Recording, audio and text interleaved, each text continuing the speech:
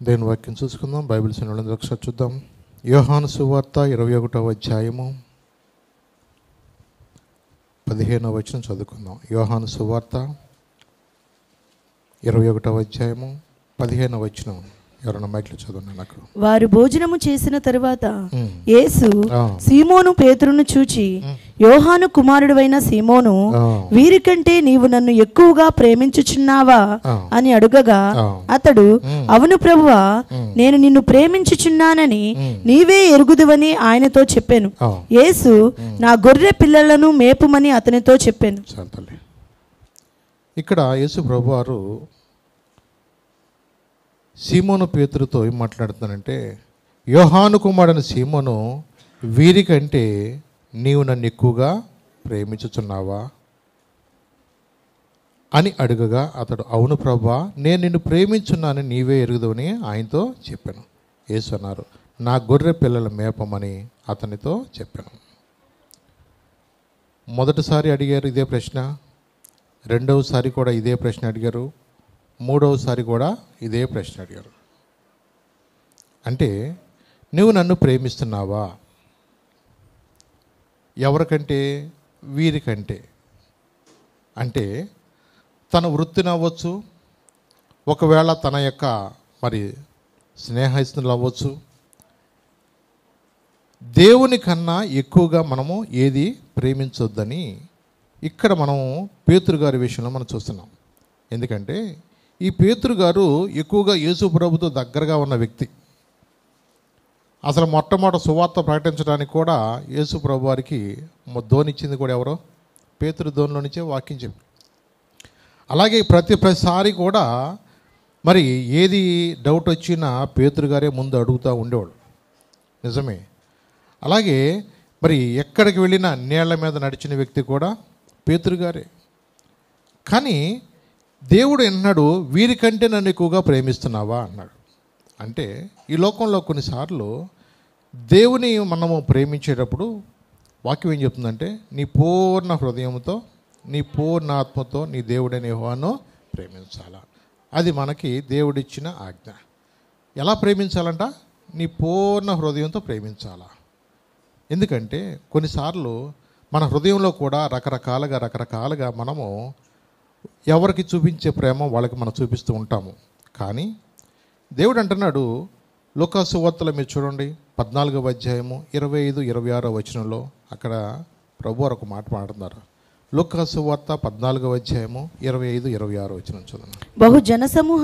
అక్కడ బహు జన సమూహములు ఆయనతో కూడా వెళ్ళుచున్నప్పుడు ఆయన వారి తట్టు తిరిగి ఎవడైనను నా యొద్దకు వచ్చి తన తండ్రిని తల్లిని, అంటే తన తండ్రిని తన తల్లిని, భార్యను పిల్లలను అన్నదమ్ములను అక్క చెల్లెండ్రను తన ప్రాణమును సహా ద్వేషింపకుంటే వాడు నా శిష్యుడు కానేరడు. అంటే దేవుణ్ణి ఎంతగా ప్రేమించాలని కోరుకుంటున్నాడు? తన ప్రాణముతో సహా. ప్రాణం అంటే ఎవరికైనా తీపే. కానీ దేవుని ప్రేమించేప్పుడు ఎలా ఉంట? దేవుని కోసం ప్రాణం కూడా విడిచిపెట్టేంతగా ప్రేమించాలి. అన్నదమ్ములైనా సరే, అక్క చెల్లెలైనా సరే, భార్యనైనా సరే, పిల్లలైనా సరే, ఎవరినైనా సరే దేవుని కన్నా ఎక్కువగా ప్రేమించకూడదు అని దేవుని వాక్యం స్పష్టంగా చెప్తుంది. నిజమే. ఎందుకంటే యేసు ప్రభుకి ఆ అనుభవం బాగా తెలుసు. యేసు ప్రభును సిలువ వేసే ముందు యెరూషలేము వీధుల్లో ఏ ప్రజలైతే ఆయన స్తుతించారో, ఏ ప్రజలైతే ఆయన ఆరాధించారో, ఏ ప్రజలైతే, ఏ చిన్న బిడ్డలైతే ఆయన్ని స్తుతిస్తూ ఘనపరుస్తూ గాడిద మీద ఆయన ఎక్కినప్పుడు వారి స్వంత బట్టలు వాళ్ళగేసి ఎంతగానో జయోత్సాహంతో ఆయన ఊరేగించిన అదే ప్రజలు 4 రోజుల తర్వాత ఏమన్నారో తెలుసా? చెప్పండి, ఏమన్నారు? ఏ ప్రజలైతే ఆయన్ని స్తుతించారో, ఏ ప్రజలైతే ఆరాధించారో 4 రోజుల కల్లా మళ్ళీ ఏం చేశారు తెలుసా? సిలువ వేయండి. నిజమే. ఆ రోజుకి ఈ రోజుకి ఏమన్నా తేడా కనపడుతుందో చెప్పండి. పని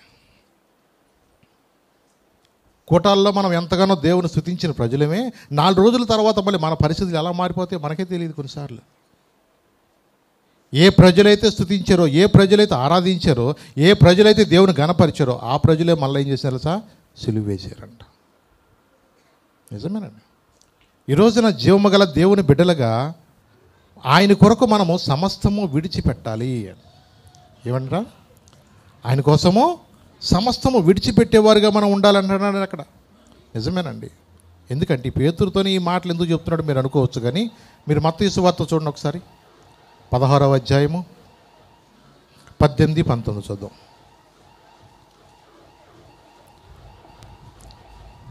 మత్తయి సువార్త 16వ అధ్యాయము 18-19. మరియు నీవు పేతురువు, ఈ బండ మీద నా సంఘమును కట్టుదును, పాతాళలోక ద్వారములు దాని ఎదుట నిలువ నేరవని నేను నీతో చెప్పుచున్నాను. పరలోక రాజ్యం యొక్క తాళపు చెవులు నీకిచ్చేదను. నీవు భూలోకమందు దేని బంధించుదువో అది పరలోకమందును బంధింపబడును, భూలోకమందు దేని విప్పుదువో అది పరలోకమందును విప్పబడునని అతనితో చెప్పాను. చూడండి, ఇక్కడ పేతురు, ఈ బండ మీద నా సంఘమును కడతాను. ప్రభు పేతురుతో ఈ మాట చెప్తున్నాడు, ఈ బండ మీద నా సంఘమును కడతాను, పాతాళ లోక ద్వారములు దాని ఎదుట నిలవ నీతో చెబుతున్నాను. ఇంకేమన్నాడు? పరలోక రాజ్యం యొక్క తాళపు చెవులు ఎక్కడ ఏంటండి నేను నీకు ఇస్తున్నాను. చూడండి, పరలోకపు యొక్క తాళపు చెవులు నేను మీకు ఇస్తున్నాను. ఇప్పుడు తాళపు చెవులు ఉంటేనే కదా ఓపెన్ చేసేది ఏదైనా. పరలోకపు తాళపు చెవులు ఎవరి దగ్గర ఉన్నాయంటే ఇప్పుడు పేతురికి నేను ఇస్తున్నానని దేవుడు చెప్పాడు. ఎవరినో అడగలేదే, యోహాను గురించి అడగలేదే, వాళ్ళ అమ్మగారిని బాధ్యత అప్పగించాడు, కుమారుడు బాధ్యత తల్లికి అప్పగించాడు. కానీ నువ్వు బాగా నన్ను రొమ్ము నానుకున్న వ్యక్తి, బాగా ప్రేమించిన వ్యక్తి యోహాను, అందరూ పారిపోయినా సిలువు దగ్గర ఉన్న వ్యక్తి కూడా యోహాను ఒక్కడే. మరి ఇంతగా ప్రేమించిన యోహాన్ దగ్గరికి వెళ్ళి, యోహాను నువ్వు నన్ను ప్రేమిస్తున్నావా అని యోహాన్ అడగలేదే, అడగలేదు. ఎవరిని అడిగారు? పేతురునే అడిగాడు. పేతురు, నీకు నేను పరలోకపు తాళపు చెవులు ఇస్తున్నాను. నిజమేనండి. ఎందుకంటే పేతురుకున్న అనుభవాలు చాలా వేరండి. పేతురుకున్న అనుభవాలు నిజంగా చాలా అనుభవాలు. అంటే చూడండి, అక్కడ ఏముందంటే మీరు మత్తయి సువార్త 17వ అధ్యాయంలో కూడా చూద్దాం ఒకసారి. మత్తయి సువార్త 17వ అధ్యాయము 4-5 వచనాలు కూడా చూద్దాం అక్కడ. అప్పుడు పేతురు, ప్రభువా, మనం ఇక్కడ ఉండుట మంచిది, నీకిష్టమైతే ఇక్కడ నీకు ఒకటియు, మోషేకు ఒకటియు, ఏలియాకు ఒకటియు 3 పర్ణశాలలు కట్టుదునని యేసుతో చెప్పాను. అతడు ఇంకనూ మాటలాడుచుండగా ఇదిగో ప్రకాశమానమైన ఒక మేఘము వారిని కమ్ముకొనెను. ఇదిగో ఈయన నా ప్రియ కుమారుడు, ఈయన యందు నేను ఆనందించుచున్నాను. ఈయన మాట వినుడని ఒక శబ్దము ఆ మేఘములో నుండి పుట్టెను. ఒక శబ్దము ఆ మేఘములో నుండి పుట్టెను. చూడండి, ఇక్కడ పేతురుతో అంటున్నాడు. పేతురు ఏమంటున్నాడు? ప్రభువా, మనం ఇక్కడ ఉండటం మంచిది, నీకిష్టమైతే ఇక్కడ నీకొకటి, మోషేకొకటి, ఏలియాకొకటి 3 పర్ణశాలలు కడదామని యేసు ప్రభుతో అన్నాడు. ఈ మాటలు ఎప్పుడైతే వాళ్ళు పేతురు గారు అంటున్నారో అక్కడంట ప్రకాశమానమైన ఒక మేఘము వారిని కమ్ముకొని అక్కడ ఏమనపడుతుంది? ఇదిగో ఈయన నా ప్రియ కుమారుడు, ఈయన యందు నేను ఆనందించున్నాను, ఈయన మాట వినుడని ఒక శబ్దము మేఘములో నుండి వచ్చింది. ఎవరి కోసం వచ్చిందో చెప్పండి. ప్రశ్న వేసింది ఎవరు అక్కడ? పేతురు గారే. ఆయన మాట వినండి అని పరలోకం నుండి కూడా స్వరం విన్నవాళ్ళు కూడా వాళ్ళే. మరి ఈయన ఆయన మాట వింటున్నాడా? ఎవరి మాట వింటున్నారు? అప్పుడున్న సిట్యువేషన్ను బట్టి, అప్పుడున్న పరిస్థితులను బట్టి. ఎందుకంటే దేవుని మాట వినవలసిన వ్యక్తులు, దేవుని పరిచయలో ఉండవలసిన వ్యక్తులు మళ్ళా వాళ్ళు ఏం చేస్తున్నారు తెలుసా? నేను మళ్ళా చేపలు పడతాను. వాళ్ళ అనుమానం ఏంటంటే మేము ఎలా బ్రతుకుతామో, మా పరిస్థితి ఏంటి? యేసుప్రభు ఉన్నప్పుడు ఎంతో సంతోషంగా ఉంది.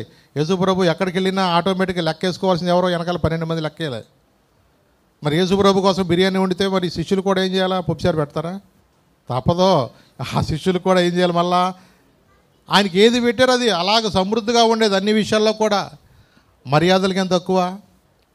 ప్రభువుని నిజంగా ప్రేమించి ఆహ్వానించినట్లుగానే వీళ్ళను కూడా నిజంగా ఆహ్వానించి ఎంతగానో మర్యాద చేసేవాళ్ళు ఆ కాలంలో. మరి ప్రభువు లేని పరిస్థితుల్లో వాళ్ళకు మనసులో ఎలా ఉంది? వాళ్ళ హృదయాల్లో తెలియని కలవరం. మేము ఎలా బ్రతుకుతాం, మా జీవితాలు ఏంటి? నిజమేనండి. ఎందుకంటే ఒకసారి కాదు, 2 సార్లు కాదు, ఇది 3వ సారి. ఎన్నోసారి ఇది? మూడవసారి యేసు ప్రభు వారు వాళ్ళకి ప్రత్యక్షమయ్యారు. మొదటిసారి ఎప్పుడు ప్రత్యక్షమయ్యారు? వాళ్ళందరూ కూడా గదిలో ఉండి తలుపులు వేసుకుని వాళ్ళందరూ కూడా భయముతో ఉంటున్నప్పుడు వారి మధ్యకు వచ్చి ఏమన్నారు? మీకు సమాధానం కలుగును గాక అని చెప్పారు. మరి రెండవసారి మనలో ఎవరి కోసం వచ్చారు? తోమా కోసం వచ్చారు. ఈ తోమాతో ఏమన్నారు? బాయ్, నీవు చూచి నమ్మిన వానికంటే చూడక నమ్మిన వారు ధన్యులు, అవిశ్వాసివి కాక విశ్వాసివై ఉండు అని చెప్పారు. నువ్వు అవిశ్వాసివై ఉండకపోక విశ్వాసంతో ఉండు నువ్వు. మళ్ళా మూడోసారి ఎందుకు వచ్చారు? కనబడుతున్నది వీళ్ళకి అట్లా ప్రత్యక్షంగా కనపడేది మూడోసారి ఏమో, కానీ ఆయన ఆత్మ అసలు అక్కడే ఉండి ఉంటుంది నాకు తెలిసినంతవరకు. వీళ్ళకి కనబడుతున్నదే భౌతికంగా వాళ్ళు చూస్తున్నది ఇది మూడోసారి ఏమో, కానీ ఆయన ఇంకెక్కడికి వెళ్తారు చెప్పండి? ఆయన బిడ్డలను విడిచిపెట్టి వెళ్తాడా? తండ్రి గద్దకు వెళ్ళలేదు. ఆయన వెళ్ళబోయే ముందు ఆయన మనసంతా ఎవరితో ఉంటుంది? ప్రతి దినము కూడా పేతురు, యోహాను, యాకోబు వీళ్ళు మాట్లాడకుండా ఏ సందర్భాన ఉందా? ఆయన నోట్లో ఎప్పుడు పిలిచినా ఈ పేతురు గారు మాత్రం ఎక్కువ వచ్చేదేమో అసలుకి. ఎందుకంటే వెనకాల అన్నింటిలో నేను ఉన్నానంటాడు ఆయన. ప్రతి సందర్భంలో కూడా ఈ పేతురు, యోహాను, యాకోబు వీళ్ళతో ఎక్కువగా ఆయన అనుబంధం ఉంటా ఉండేది. ఇది మూడవసారి వాళ్ళతో మాట్లాడారు, శిష్యులతోనే. శిష్యులు కాకుండా ఇంకో ఇద్దరితో మాట్లాడారు.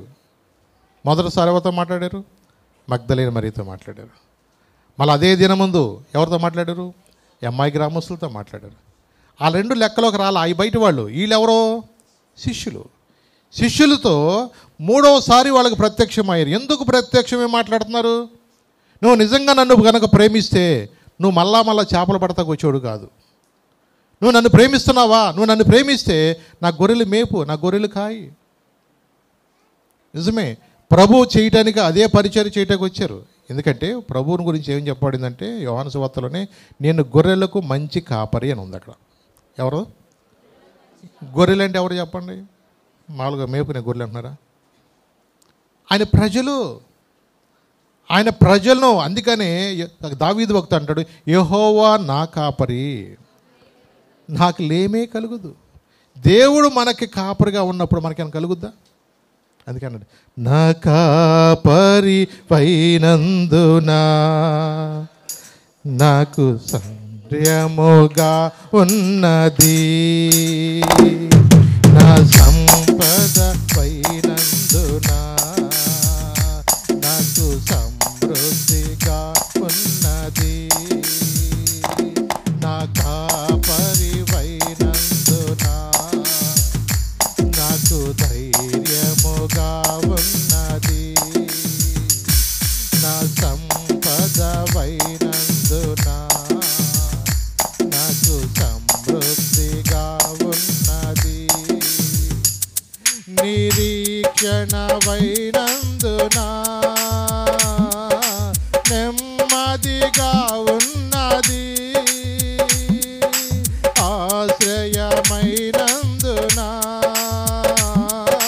క్షేమముగా ఉన్నది, నా కాపరి వైనందునా నాకు ధైర్యముగా ఉన్నది, నా సంపద వైనందునా నాకు సమృద్ధిగా ఉన్నది.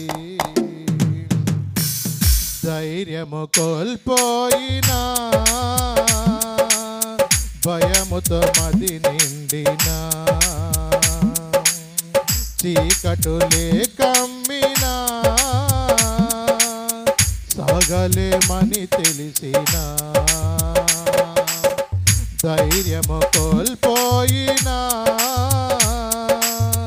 భయముతో మది నిండినా చీకటులే కమ్మినా ఇక సాగలేమని తెలిసినా, మా పితరులను నడిపించిన నీ సామర్థ్యం మాకు తెలిసిన, మా పితరులను నడిపించిన నీ సామర్థ్యం మాకు తెలిసిన, మాకు ధైర్యముగా ఉన్నది, ఎంతో నెమ్మదిగా ఉన్నది. చెప్తామా? మాకు ధైర్యముగా ఉన్నది,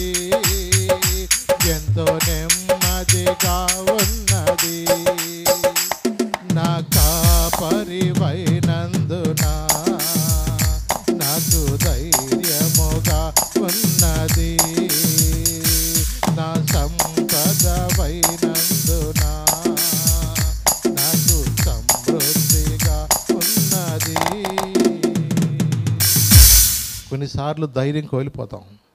నేను ఎలా బతుకుతానా, నా పరిస్థితి ఎలాగుంటుందా. కొన్నిసార్లు అనుకోని సంఘటనలు మన కుటుంబాల్లో జరుగుతున్నప్పుడు, ఏమి చేయాలో నిస్సహాయ స్థితిలో ఉంటున్నప్పుడు కొన్నిసార్లు మనసు చాలా కలత చెందుతుంది, చాలా వేదన అయిపోతాం. నిజమే, జీవము గల దేవుని బిడ్డలుగా మనం ఎప్పుడు కూడా ఒకటి ప్రభు చెప్పిన మాట అండి, మీ హృదయాలు కలవరపడనీయొద్దు అన్నాడు. మీరు దేవుని యందు విశ్వాసం ఉంచండి, నా యందు విశ్వాసం ఉంచండి. ఎందుకంటే కొన్నిసార్లు మనకు తెలియకోకుండానే మన హృదయంలో ఏం చేస్తామంటే కొన్ని సిట్యువేషన్లు బట్టి మనకి చాలా కలవరం వచ్చేస్తూ ఉంటుంది. ఎలా ఉంటుందా కొన్నిసార్లు ఆ ప్రతి పరిస్థితుల్లో కూడా ప్రభు తెలుసండి. మనం అనుకోవచ్చు నా బాధ ఎవరికి తెలుసు, నా సమస్య ఎవరికి తెలుసు అనుకుంటాం. కానీ నీ హృదయంలో నీ ప్రతి పరిస్థితి కూడా ఆయన ఎరిగినవాడు. ఆయన ప్రతి సిట్యువేషన్ అర్థం చేసుకోగలిగినవాడు ఆయన. అవునండి, మన యొక్క జీవితంలో కొన్నిసార్లు ఆ మన వేదన, మన కన్నీరు కూడా ఆయన చూస్తున్నది ఇవ్వండి ఆయన. అందుకని కొన్నిసార్లు ఈ సంపూర్ణ సేవ కూడా కొంతమంది సమర్పించుకోవాలంటే కొంతమందిలో ఎలా ఉంటుందంటే ఎలా బతుకుతామండి అనుకుంటారు. వాళ్ళ ఉద్దేశం ఏంటి, ఏదన్నా జాబ్ చేసుకుంటూ ఉద్యోగం చేసుకుంటూ సేవలో సహాయపడుతూ అవసరమైతే సేవ చేయొచ్చు అన్న మనస్సులోనే చాలామంది ఉండాలనిపిస్తుంది. ఎందుకంటే కొన్నిసార్లు ఆర్థికంగా కొన్నిసార్లు ఎన్నో ప్రాబ్లమ్స్ ఫేస్ చేయాల్సి వస్తూ ఉంటుంది. నిజమే, దేవుని ఎంతగానో స్తుతిస్తూ దేవుని ఆరాధిస్తూ దేవుణ్ణి గణపరుస్తాం. కొన్ని పరిస్థితులు గుండా వెళ్ళలేటప్పుడు మనం ఎప్పుడు కూడా ఎలా ఉండాలంటే మనము ప్రభు వైపే మనం చూడాలి. ఎవరైపు చూడాలా? ప్రభు వైపు చూడాలి. ఎందుకంటే మనము ప్రభు వైపు చూసినప్పుడు ఆయన నిన్ను విడిచిపెట్టే దేవుడు కాదు. ప్రతి సిట్యువేషన్లో కూడా మనం ఆయన వైపు చూడాలి, మనుషుల వైపు చూడకూడదు. ఎన్నో చెప్పచ్చు, మనుషులైతే ఎన్నో మాటలు చెప్తూ ఉంటారు, సహాయానికి చేయడానికి సమయానికి ఎవరు కూడా మనం చేయకపోవచ్చు. కానీ ప్రభు వైపు మనం ఎప్పుడైతే చూస్తున్నామో దేవుడు నిజంగా వారిని విడిచిపెట్టే దేవుడు కాదని. అంతకుముందు పేతురు గారు వీళ్ళందరూ కూడా మరి యేసు ప్రభుని మొట్టమొదటిసారిగా మరి వెంబడించినప్పుడు వాళ్ళు రాత్రంతా కూడా చేపలు పడుతుంటే ఒక చేపన పడింది వాళ్ళకి, ఒక చేప కూడా పడలే వాళ్ళకి. అప్పుడు ప్రభు ఏమన్నారు, పేతురు నువ్వు ధోనిని కొంచెం లోతుగా నడిపించి కుడి పక్కన వల అయ్యి అన్నారు. ఈ వల ఎప్పుడు వేసారో అప్పుడు జరిగిందేంటి, విస్తారమైన చేపలు. ఎప్పుడైతే విస్తారమైన ఇన్ని చేపలు పడినాయో పేతురికి ఎలా అనిపించింది తెలుసా, అయ్యా నేను పాపాత్ముడును. మొట్టమొదటిసారి అర్థమైందండి ఆయనకి, నేను పాపాత్ముడు, నీ మాటలో శక్తి ఉంది. రాత్రంతా మేము ప్రయాసపడ్డామే, ఒక్క చేప లేదే, కానీ నువ్వు ఒక మాట అనగానే మేము లాగలేనన్ని చేపలు ఆ వలలోకి ఎక్కడి నుంచి వచ్చినాయి. నీ మాట జీవము గలదయ్యా యేసయ్యా, నీ మాట సత్యము గలదయ్యా, నీ మాట మార్పు లేనిదయ్యా యేసయ్యా, నీ మాట మరిచిపోనిదయ్యా. ఏది మారినా నీ మాట మారదయ్యా, ఏది ఆగినా నీ మాట జరుగునయ్యా, ఏది ఆగినా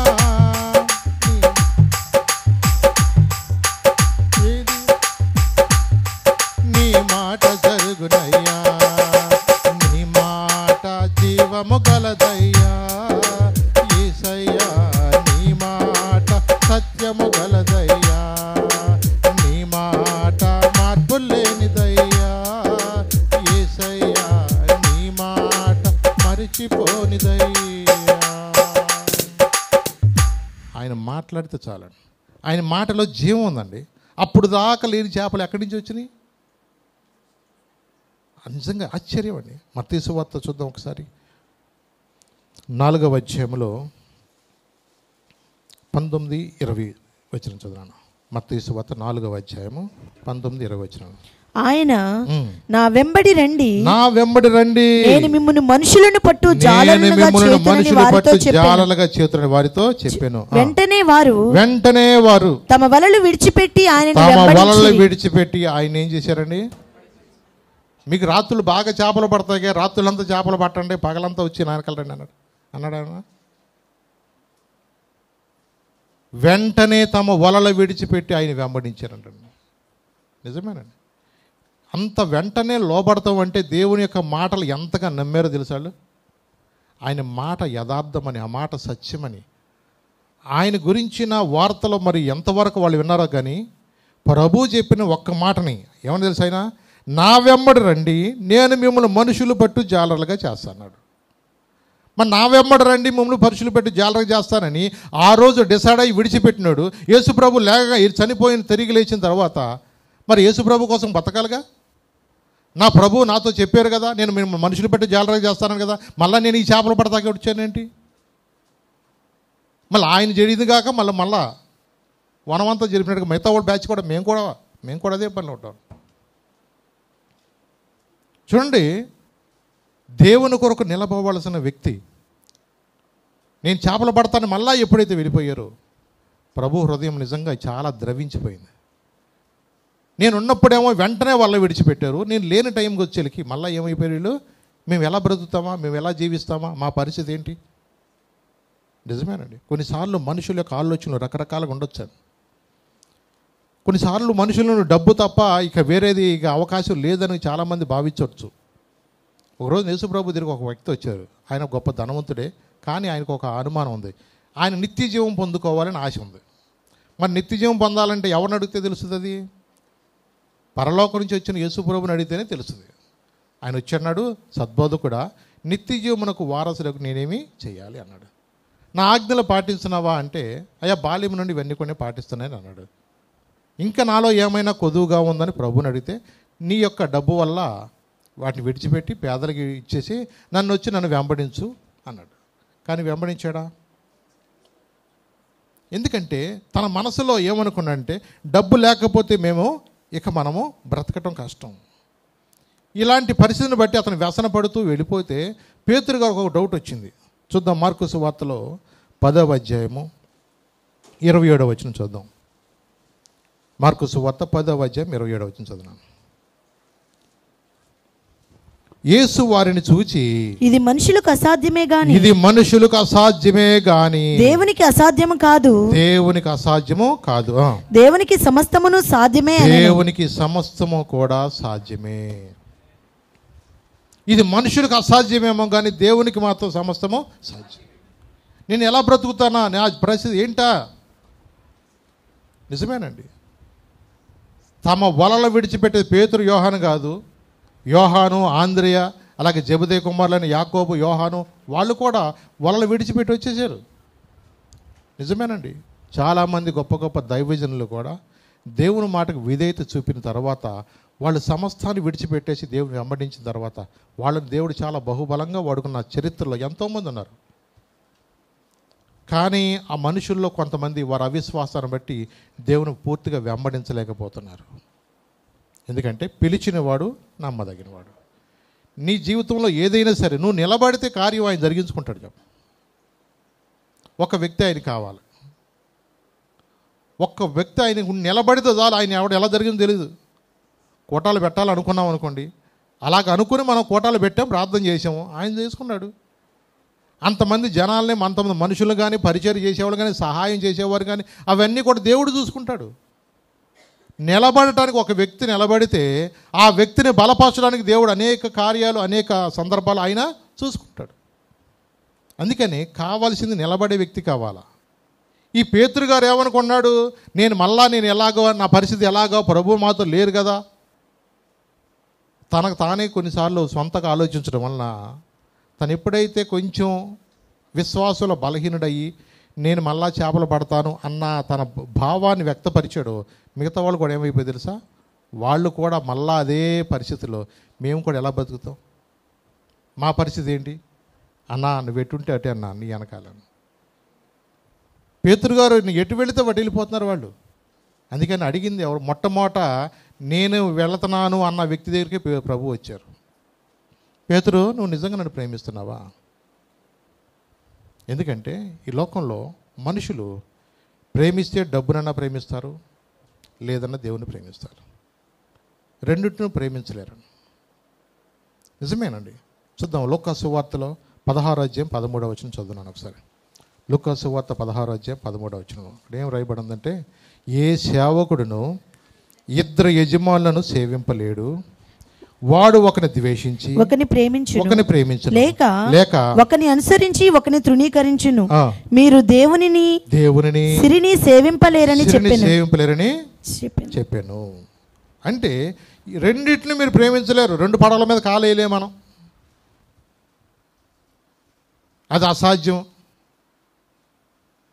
కానీ మనుషుల్లో ఎలా ఉంటుందంటే రెండు కావాలనుకున్నారు. అవ్వ కావాలి బొవ్వ కావాలి కుదరదు. మొన్న ఈ మధ్య ఒక వింత సంఘటన జరిగింది. అది పేపర్లో చూసినాక, న్యూస్లో చూసినాక నాకు అది చాలా ఆశ్చర్యం, ఇలాంటి వాళ్ళు కూడా ఉంటారని. ఒక అమ్మాయి అంట వివాహమైంది, 3 పిల్లల తల్లి. 3 పిల్లల తల్లి అయ్యిండి కూడా ఆమె సాటుమాటుగా మొత్తంగా పక్క ఊరిలో ఇంకొక అబ్బాయితో 7 సంవత్సరాల నుంచి ఇల్లీగల్ కాంటాక్ట్స్ నడిపిస్తుంది. 7 సంవత్సరాల నుంచి అతనితో ఉంటున్న సంగతి భర్తకి కొంచెం తెలిసి బాధపడి, అది మంచిది కాదమ్మా మానుకో అంటే, ఈ అమ్మాయికి నేను మానుకుంటాం నాకు ఇష్టం లేదు, ఆడు నాకు బాగా నచ్చాడు, ఆడు నాకు బాగున్నాడు, ఇక ఆడుతోనూ ఉంటాను నీతోనూ ఉంటాను అంటుందట. ఆఖరికి పరిస్థితి ఎలా అయిపోయిందంటే ఆడిని కూడా తీసుకొచ్చి మన ఇంట్లోనే పెట్టేసుకుందాం ఏమన్నారు. ఆ అబ్బాయిని కూడా తీసుకొచ్చి మనతోనే ఉంచుకుంటే మనకు అసలు నీకు మనశ్శాంతిగా ఉంటుంది, మనశ్శాంతి ఉంటుంది, ఇక బుర్రబిక్కుని వెళ్ళిపోతాడు. ఆ యొక్క నిర్ణయం చెప్పడానికి నువ్వు ఓకే అంటావో లేదని కరెంట్ స్తంభం ఎక్కేసింది ఆమె, ట్రాన్స్ఫార్మర్ ఎక్కేసింది. చూసుకో, న్యూస్లో కూడా ఉంది. ఇంకా కరెంట్ ట్రాన్స్ఫార్మర్ ఎక్కేసింది. జనాలు గబగబా భయపడిపోయి ఇది ఎక్కడ చచ్చిపోద్దని చెప్పేసి వెళ్ళి గబగబా ట్రాన్స్ఫార్మర్ ఆపేసారు అక్కడ. దిగమ్మ తల్లి ఏందేమని చెప్పు ఆయన కూడా తీసుకొచ్చుకుంటామంటావా, ఇద్దరితో ఉంటాం, మన ఇద్దరం ఒకే చోట ఉండాలి, ఒప్పుకుంటావా లేదు చెప్పు. ఎక్కడెక్కి ట్రాన్స్ఫార్మర్ ఎక్కి మాట్లాడుతున్నాను. చూడండి, కొన్నిసార్లు ఆడవాళ్ళే చదువుకుంటాం చాలా కష్టం, ఇద్దరు ఒక చోట ఉండాలంటే. అలాంటిది ఎలాంటి ప్రశ్న వేస్తుందో తెలిసేవాళ్ళ. అందరం కలిసి ఒక చోటే ఉందాం, అందరం చాలా సంతోషంగా ఉండొచ్చు. ఇలాంటి ప్రశ్నలు కొన్నిసార్లు వేస్తుంటే ఆ భర్త కానీ ఆ పిల్లలు కానీ వాళ్ళకి పరిస్థితి ఎలా ఉంటుందో తెలుసు. ఇంట్లో ఏదో మా అమ్మ సాటు మడుగు పోతుందలే పోనీలు అనుకుని ఊరుకున్న వాళ్ళు ఇప్పుడు ఏకంగా ఇంట్లోనే తీసుకొచ్చి పెడతంటే అసలు బయట మేము బతకాలా, ఏం చేయాలా? ట్రాన్స్ఫారం దిగు అని జనాలు చెప్తున్నారు. కానీ రోజు చచ్చే కన్నా ఈ ఒకరోజు చచ్చిపోతే భోజనాలు ఎట్టేసి వదిలేద్దాం అనుకుంటాడు అలా ఆయన. చూడండి, కొన్ని సిట్యువేషన్ ఎలాగుంటాయి అంటే మనుషులు ఇవాళ ఎంతగా అంటే మనుషులు ఎలాంటి ఆలోచనలు కలిగి ఉంటున్నారో అది సమాజము నచ్చదో, సమాజానికి ఇష్టం లేదు, నేను సమాజంలో కొన్ని విలువలు కలిగి బ్రతకాలన్న ఆలోచన కూడా లేని మనుషులు ఈ రోజుల్లో ఉంటున్నారండి. ఈ రోజున వినడానికి కొన్నిసార్లు మనకు నవ్వుకోవచ్చేమో, కానీ ఇలాంటి కోకొల్లలో లోకంలో జరుగుతూనే ఉన్నాయి. ఇల్లీగల్ కాంటాక్ట్స్ పెట్టుకుంటూ కుటుంబాల్లో నెమ్మది లేకుండా మనశ్శాంతి లేకోకుండా ఉంటున్న కుటుంబాలు ఎన్ని ఉంటున్నాయి ఈ రోజున. నిజమేనండి. నువ్వు వెంబడిస్తే దేవునైనా వెంబడిస్తావు, లేదా లోకానైనా వెంబడిస్తావు, అంతే. నిజమే. దేవుని నిజంగా నువ్వు వెంబడించినప్పుడు ఆయన కోసం నువ్వు సమస్తం కూడా విడిచిపెట్టాల్సిన వాళ్ళు. దేవుని కొరకు నువ్వు విడిచిపెట్టకపోతే మనం ఆయన ప్రేమించలేం. దేవుని కొరకు నువ్వు సమస్తము కూడా విడిచిపెట్టాలంటున్నాడు. ఇంకొక చోట చూడండి, 2 కొరింథీ పత్రికలో పౌలు గారు రాశాడు ఆ మాట. 6వ అధ్యాయము 14 నుంచి 18 చూద్దాం. అపోస్తలుడైన పౌలు గారు కూడా రాశారు మాట. 2 కొరింథీ 4వ అధ్యాయం 14 వచనం చదివాను ఒకసారి.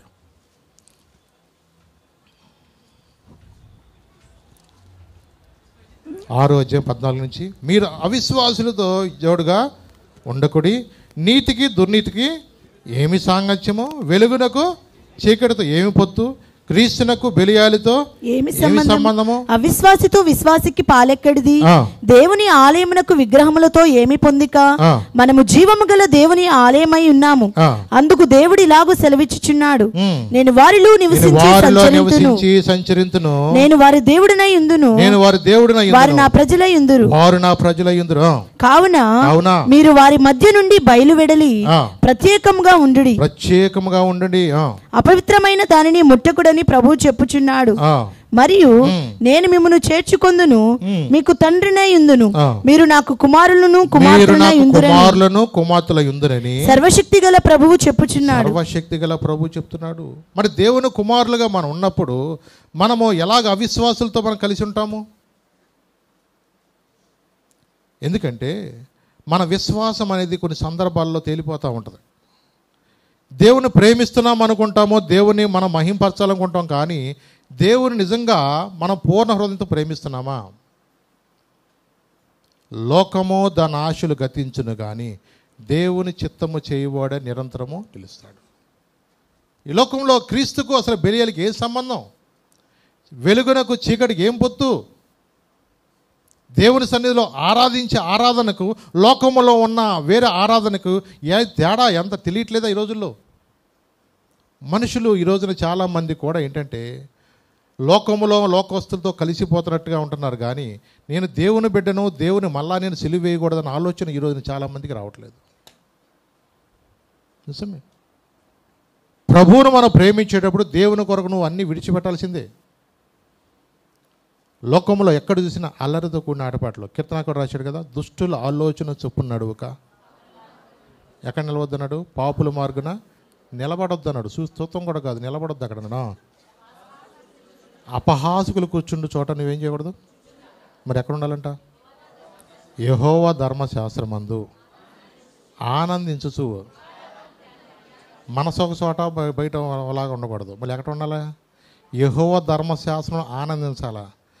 ఆనందిస్తూ ఇంకేం చేయాలంట? దివారాత్రులు దాన్ని ధ్యానిస్తే నువ్వు ధన్యుడు. అప్పుడు ఎలా ఉంటావంట? నీటి కాలువన యోర నాటబడిన ఆకువాడక చెట్టు వలె, తన కాలమందు ఫలమిచ్చే చెట్టు వలంట. మరి దుష్టులు ఎలా ఉంటారంట? గాలికి చెదరగొట్టు పొట్టు వలె వెళ్ళిపోతారు. పొట్టు ఎలా కొట్టుకుపోతా అలా కొట్టుకుపోతారు. నువ్వు ఎక్కడ ఉండాలా? నువ్వు ఏ స్థలంలో ఉండాలా? ఈ రోజున దేవుడు నిన్ను నన్ను అదే అడుగుతున్నాడు. మనం ఎక్కడ ఉండాలి? ఏ స్థలంలో ఉండాలి? ఏ ప్రదేశంలో ఉండాలి? మనము ఈ లోకంలో నిజంగా మన ఆత్మీయ జీవితాన్ని చెడగొట్టడానికి అపవాది రెడీగా ఉంటాడు.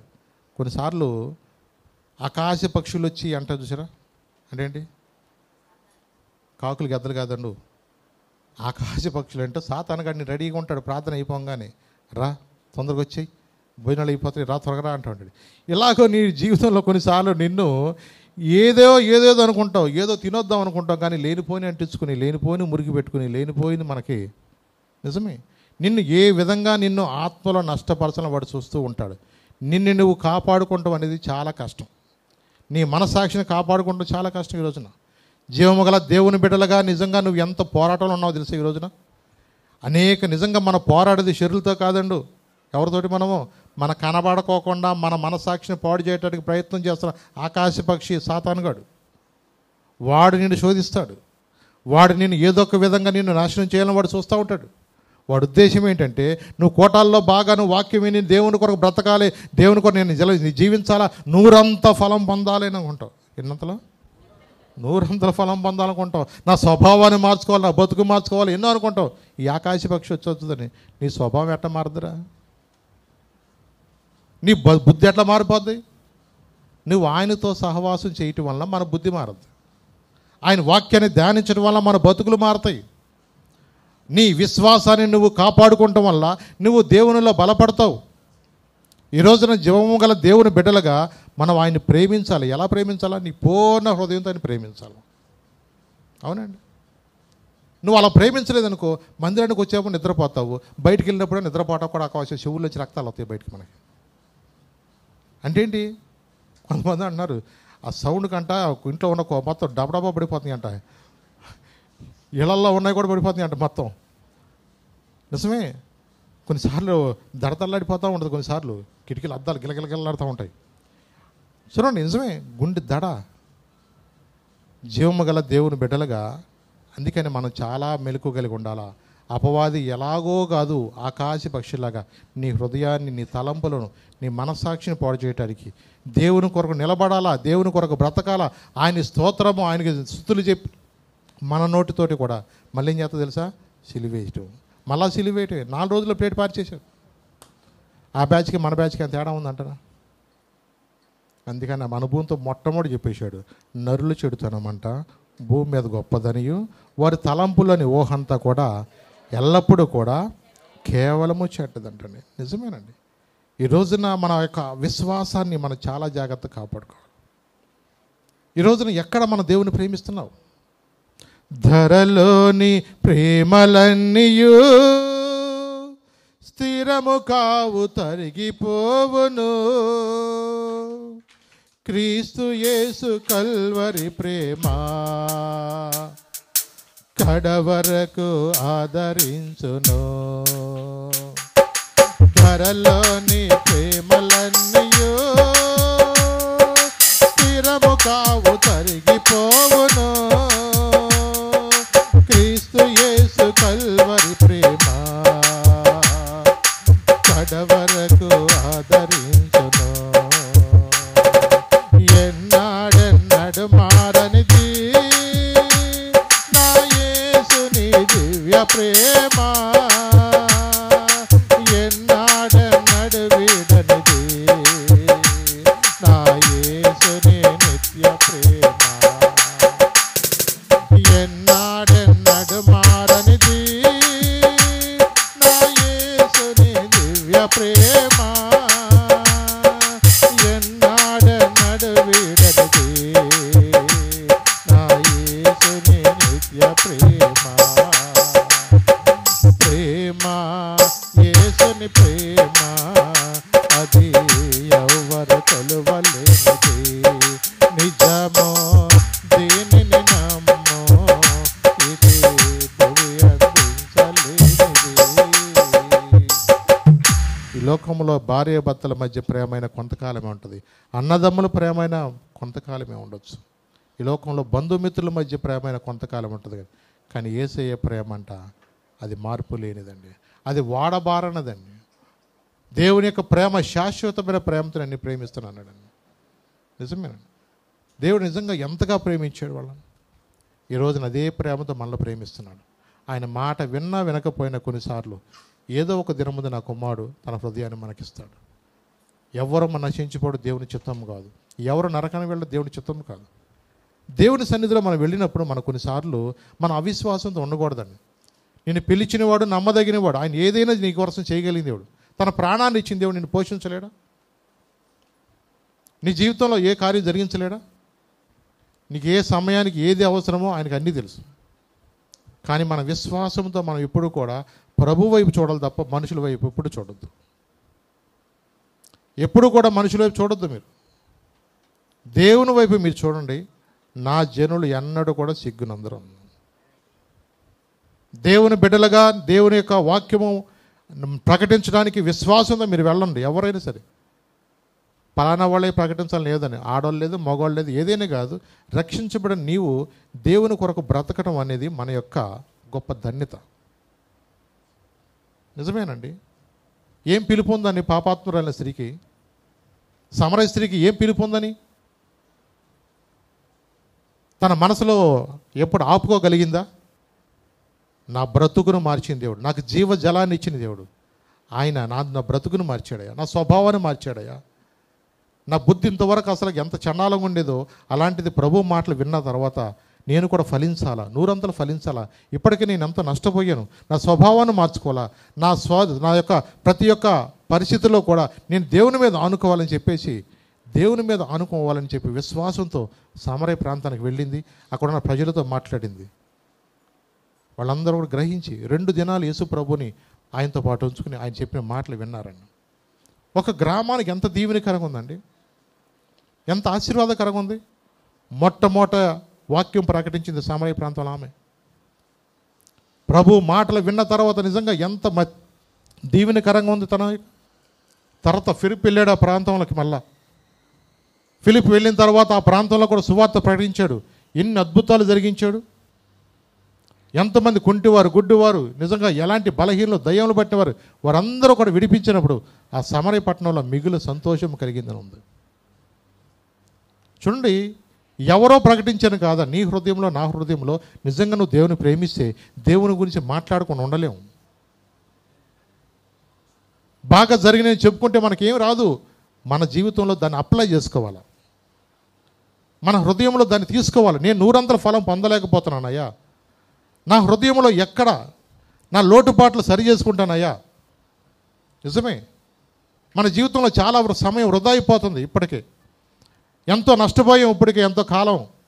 నేను ఎప్పుడు ఫలిస్తాను, నేను ఫలించాలి, దేవుని కొరకు నిలబడాలా, దేవుని కొరకు వాడబడాలా. ఏ భేదం లేదండి. నువ్వు యూదుడవైనా గ్రీసు దేశుడవైనా నువ్వు ఎవరైనా సరే దేవుడు తన రక్తముతో కడిగినప్పుడు నువ్వు దేవుని కొరకు నిలబడాలని ఆశ నీలో ఉంటే నిలబడితే దేవుడిని నడిపించుకుంటాడు. మోషే నేను నత్తున్నయ్యా నా వల్ల ఏమొద్దన్నాడు, దేవుడు నడిపించుకోలేదా? అందుకని ముందుగా ట్రైనింగ్ ఇచ్చాడు, ఆయనకి గొర్రెలు కాపించాడు. మోషేను గొర్రెలు కాపించాడు. 40 సంవత్సరాలు, 1 సంవత్సరం 2 సంవత్సరాలు కాదండి. దావీదు కూడా ఏం చేసేది తెలుసా? ఆయన గొర్రెలు కాసాడు. గొర్రెలు కాయటువంటి మాటలు కాదు, చాలా ఇసుకిస్తాయి, చాలా విసిగిస్తాయి. అది ఎక్కడెక్కడ ఆగిపోయిందో చూసుకోవాలి. ముందు ఒకడు ఉండి వెనకాల ఒకడు చూసుకుంటూ ఉండాలి. ఆ మందను చాలా జాగ్రత్తగా నడిపించుకోవాలి. నిజమేనండి. దేవుని యొక్క భక్తులు చాలామంది కూడా ఆ గొర్రెలు మందలో కలిగిన వారు, ఆ గొర్రెలు మేపిన వారు. మరి తర్వాత లక్షల మంది ప్రజలు నడిపించారు. దావీదు రాజు నిజంగా ఒక రాజ్యాన్ని నడిపించడానికి ముందు ఎంతగా తన గొర్రెల నుంచే వచ్చాడు. ఆయన అంటాడు కదా, నేను గొర్రెల దొడ్డులో నుంచి నన్ను లేవనెత్తవయ్యారు. ఇప్పుడు పేతురు గారితో ఏమన్నాడు? నా గొర్రెలు మేపు, నా గొర్రెలు కాయి. వాళ్ళేదో మీ గొర్రెలు మేపు వచ్చారని చెప్పి మళ్ళీ గొర్రెలు మేపంట్లా. గొర్రెల అర్థం ఏంటి తెలుసా? ఆయన ప్రజలను నువ్వు పోషించు. నువ్వు ఏదైతే విన్నావో, ఏదైతే చూసావో, అందుకని అంటాడు, మేము కన్న వాటిని విన్న వాటిని మేము చెప్పకుండా మేము మానలేమయ్యా. ఎన్ని అద్భుతాలు జరుగుతున్నప్పుడు, ఎన్ని ఆశ్చర్యకారాలు జరుగుతున్నప్పుడు, పేతురు గారు కానీ నిజంగా పౌలు గారు కానీ వీళ్ళందరి జీవితాలు ఎన్ని కార్యాలు జరుగుతున్నప్పుడు మీరు యేసు ప్రభువు గురించి మీరు మాట్లాడబాకండి అంటే, అయ్యా మేము కన్న వాటిని విన్న వాటి గురించి మేము ఏది చూసామో, మేము మా కన్నులు ఏది నిదానించి తాకినాయో అవి మేము చెప్పకుండా ఉండలేము. వాళ్ళ అనుభవాన్ని ప్రకటించారు. దేవుడు విడిచిపెట్టాడా? ఎన్ని ఆశ్చర్యకారాలు వాళ్ళ జీవితంలో జరిగించాడు. దేవుడు ఎన్ని అద్భుతాలు జరిగించాడండి. విధేయతతో నువ్వు ఎప్పుడైతే ప్రారంభిస్తావో దేవుని కార్యాలు ఆటోమేటిక్గా జరుగుతూనే ఉంటాయి. దేవుని యొక్క ఆశీర్వాదం కూడా ఆటోమేటిక్గా వస్తూనే ఉంటుంది. నువ్వు వాటి వైపు చూడవసరం లేదు. నీవు ఆయన రాజ్యమును, ఆయన నీతిని మీరు మొదట వెతకండి, నీకు కావాల్సిన నేను ఇస్తాను. ఏ పేతురు అయితే భయపడ్డాడో అదే పేతురు మేడగా అది అనుభవం తర్వాత దేవుడు తెలియని ధైర్యాన్ని ఇచ్చాడు, ఆయనలో తెలియని విశ్వాసాన్ని ఇచ్చాడు. అందరం మౌనంగా ఉన్న పేతురు మౌనంగా ఉన్నాడా? పేతురు వారి మధ్య లేచి నిలబడి ప్రసంగించడం ప్రారంభించాడు. వాళ్ళ ధైర్యాన్ని చూసినప్పుడు ప్రజలు అనుకున్నారు, వీళ్ళు గలిలీరు కారా, వీళ్ళకి ధైర్యం ఎక్కడిది? దేవుడు ఇంతగా వీళ్ళని వాడుకుంటున్నాడు. ఎన్ని అద్భుతాలు, ఎన్ని ఆశ్చర్యకార్యాలు. ఈ పేతురు నిజంగా వెళుతున్న సమయంలో కూడా ఈ పేతురు యోహాన్లు అలాగ మందిరానికి వెళ్ళిపోతారు అంతే. కుంటోడు ఉన్నాడు అక్కడ దేవాలయం ముందు, కుంటోడు అక్కడే ఉన్నాడు. వాడు లేపాడు, నజరేయుడైన యేసు నామమున లేచి నిలబడు, వెండి బంగారాలు మా యొద్ద లేవు, మాకు కలిగేది నీకు ఇస్తున్నాను, నువ్వు లేచి నడువు అన్నాడు అంతే. వాడు అలాగ దిగ్గుని లేచాడు అంతే, గొంతులేస్తూ. వాడు ఎక్కడికి వెళ్ళాడు? దేవుని మందిరానికి వెళ్ళాడు. నిజమేనండి. నిజంగా దేవుని స్తుతిస్తూ, దేవుని మహింపరుస్తూ దేవుని మందిరానికి వెళ్ళిపోయాడు. వాళ్ళ జీవితంలో నిజంగా కార్యం జరిగిన తర్వాత వేల మంది ప్రజలు ఎక్కడి నుంచి వచ్చారు? ఆ ఒక్క కార్యము చూడటమే నిజమించి మీద 5,000 మంది ప్రజలు వచ్చేసారు. అద్భుతాలు చేసేది ఆయన, ఆశ్చర్యకారులు జరిగించేది ఆయన. నిలబడితే చాలు, విశ్వాసంతో నిలబడితే చాలు. ప్రభు ముందే చెప్పారు, పేతురు నేను మనుషులు పట్టే జాలరగా చేస్తాను. పేతురు, ఈ ప్రజలు ఎక్కడి నుంచి వచ్చారు? వేల మంది ప్రజలు ఎక్కడి నుంచి వచ్చారు? దేవుడు కార్యాలు జరిగించునేది ఆయనండి, అద్భుతాలు జరిగించినది ఆయనండి. అదే పేతుర్ని దేవుడు ఎంతగా వాడుకున్నాడంటే 5వ అధ్యాయం అపోస్తలుల కార్యం 5వ అధ్యాయము 15వ వచనంలో చదివితే నిజంగా దేవుడు పేతురు గారిని ఎంత బలంగా వాడుకుంటున్నాడో అక్కడ కనపడుతూ ఉంటుంది. అందుచేత పేతురు వచ్చుచుండగా జనులు రోగులను వీధులలోనికి తెచ్చి వారిలో ఎవని మీద నీడైనను పడవలనని మంచముల మీదను పరుపుల మీదను వారిని ఉంచిరి. మరియు యెరూషలేము చుట్టూ నుండి పట్టణములు జనులు రోగులను అపవిత్రాత్మల చేత పీడింపబడిన వారిని మోసుకొని కూడి వచ్చి వారందరూ స్వస్థత పొందిరి. వారందరూ కూడా ఏమయ్యారు? స్వస్థత. ఎలా జరిగింది స్వస్థత? ఇవన్నీ కూడా ఎంత అద్భుతం, ఎలా జరిగింది? నిజంగా అలాగ అలా వస్తున్నారు అంతే. ప్రజలు అనేక మంది యెరూషలేము చుట్టుపక్కల ప్రాంతాలందరూ రోగులు, అపవిత్రాత్మల చేత పీడించబడినవారు. వాళ్ళు అలా మోసుకు వస్తున్న సమయంలో నిజంగా జనులంట వీధుల్లోనికి వస్తున్నప్పుడు ఆ యొక్క వీధుల్లో ఎవరి మీదైనా సరే నీడబడితే చాలు, పేతురు గారి యొక్క ఆ నీడబడితే చాలు బాగుపడుతున్నారండి. ఎంత విశ్వాసం! నిజమేనండి. పేతురు గారు భయం వేసి నేను బతకలేనేమో అనుకున్నాడు. నేను ప్రభు మాతో లేరు కదా, మా జీవితాలు ఎలాగుంటాయి అనుకున్నాడు. కానీ నిజంగా యేసు ప్రభు నీడబడితే బాగుపడినట్టుగా నేను ఎక్కడ చదవలేదు. కానీ పేతురు గారు నీడబడితే బాగుపడ్డట్టుగా మన లేఖనాలు చేసామండి. ప్రభు ముందే చెప్పారు, నాకన్నా గొప్ప కార్యాలు మీరు చేస్తారయ్యా. నమ్ముట నీ వల్ల అయితే నమ్మువానికి సమస్తము సాధ్యం. ప్రభు యందు మన విశ్వాసం ఉంచితే దేవుడు పిలిచిన వాడిని నమ్మదగిన దేవుడు అండి. పేతురు, ఎందుకు నువ్వు నా గొర్రెలు మేపు, నా గొర్రెలు కాయి పేతురు. చూడండి, ఒకసారి కాదండి, 2 సార్లు కాదు, 3 సార్లు కూడా పేతురుని అడుగుతున్నాడు. 3 రోజులు కొట్టాలి ఎందుకో తెలుసా? ఒకే వాక్యం మీద ఎందుకు దేవుడు చెప్తున్నారు తెలుసా? నువ్వు ఫలించాలని, నువ్వు నష్టపోకూడదని. ఒకసారి చెప్పినా, 2 సార్లు చెప్పినా, 3 సార్లు చెప్పినా ఎందుకు అది అలాగే మళ్ళీ చెప్తున్నారంటే నువ్వు 100 ఫలం పొందాలని, నీ స్వభావాన్ని మార్చుకోవాలని, నువ్వు ఒక మాదిరికరంగా ఉండాలని. దేవుడు మనతో మాట్లాడిన మాటలు ఊరికనే కాదండి, మన హృదయాన్ని మార్చుకోవాలా, మన విశ్వాసాన్ని మార్చుకోవాలా. మనం ఎక్కడా కూడా కృంగిపోయి నిరుత్సాహంగా మొండి నా జీవితానికి నేను బతకలేనని మనం వాళ్ళ నిర్ణయం తీసుకుంటాం కాదు. నీతో ఉన్న దేవుడు, నీలో ఉన్న దేవుడు, నిన్ను నడిపించే దేవుడు, ఆయన బ్రతికే ఉన్నాడు. ఆయన నిన్ను దాటిపోయే దేవుడు కాదన్ను. అవిశ్వాసిగా ఉండక విశ్వాసమై ఉన్న తోమతో చెప్పినట్లుగా ఈరోజు నిన్ను నన్ను కూడా విశ్వాసాన్ని ఆయన బలపరుస్తున్నాడు. మన జీవితంలో మనం కృంగిపోవటానికి కాదు, నిరుత్సాహపడటానికి కాదు. దేవుని కొరకు నిలబడదాం, దేవుని కొరకు బ్రతుకుదాం, దేవుని కొరకు గొప్ప కార్యాలు చేద్దాం. ఆ దినమందు శిష్యులను వాడుకుని దేవుని విశ్వాసంలో ఎంతమందిని దేవుడు రక్షించుకుని, ఎన్ని దెబ్బలైనా ఎన్ని అవమానాలైనా పేతురుగా జడిచాడా? పరిశుద్ధాత్మ అనుభవం ఎంత గొప్పగా ధైర్యాన్ని ఇచ్చిందో ఆ అనుభవం మనకు కావాలని అడిగితే దేవుడు మనల్ని కూడా వాడుకుంటాడు. ఆయన విడిచిపెడతాడా? లేచి ప్రార్థన చేసుకుందాం, ప్రభుతో చెప్తాం, ప్రభా నన్ను కూడా నిలబెట్టాయా, నన్ను కూడా వాడుకో, నన్ను కూడా బలపరచు, నా జీవితాన్ని మీ చేతులకు అప్పగిస్తున్నాను ప్రభా. ఎన్నో సందర్భాల్లో నేను నిలబడాలనుకుంటున్నాక నిలబడలేకపోతున్నాను. నా విశ్వాసం చేతనే కొన్నిసార్లు ప్రభా పిరికివాడిగా అయిపోతున్నాను ప్రభా. నాలో పిరికి ఆత్మ నుంచి విడిపించు ప్రభా. నా స్వభావాన్ని మార్చయ్యా, నా బ్రతుకును మార్చయ్యా. నీ కొరకు నిలబడాలని ఆశపడుతున్నానయ్యా. 3 దినాలు కూడా నన్ను ప్రేమించి ఎన్నో సత్యాలు మాతో మాట్లాడిన దేవుడు ప్రభా, ఎన్నో మాతో బోధించావు ప్రభా. నేను ప్రభా ఆశీర్వాదకరంగా ఉండాలని ప్రభా, నేను 100 ఫలం పొందాలని ప్రభా, ఒక నాయన మాదిరికరంగా నేను జీవించాలని, నా స్వభావాన్ని మార్చుకోవాలని ప్రభా.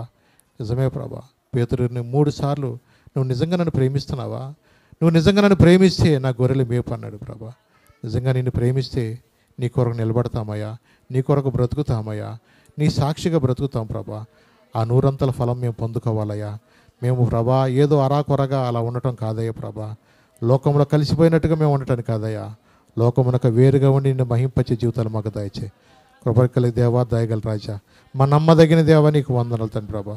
మీరు మాతో ఉండి మమ్మల్ని నడిపిస్తూ బలపరిచిన దేవా నీకు వందనాలు తండ్రి. నీ కృపాని హస్తం మాతో ఉంచు ప్రభా. విన్న మాటలు మాకు దీవెనకరంగా సహాయం చేయడం మీరే మహిమ తెచ్చుకోండి. యేసు నామమున నడుచున్నాను తండ్రి. ఆమేన్, ఆమేన్.